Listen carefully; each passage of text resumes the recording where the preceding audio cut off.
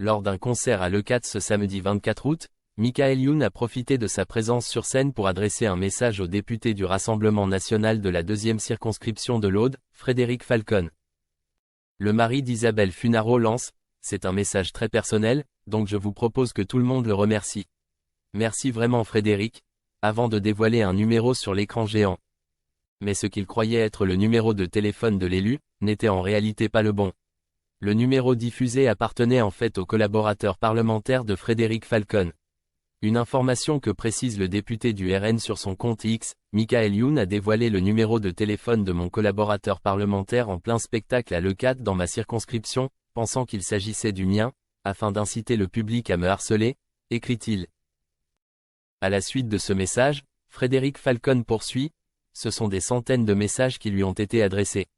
Ces méthodes sont minables. Indigné, le député du Rassemblement national assure qu'il ne va pas en rester là.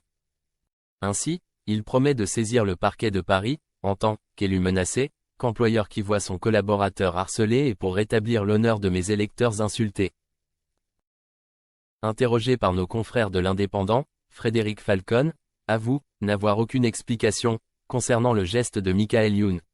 Mais l'humoriste est un accoutumé du fait. En effet, ce n'est pas la première fois que le papa de Stellar prend pour cible un élu.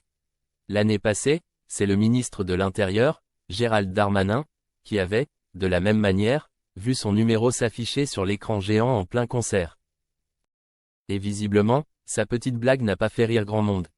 Si le député du RN, Frédéric Falcon, ne trouve pas ça drôle, il est loin d'être le seul. Sur la toile, nombreux sont les internautes scandalisés par son action.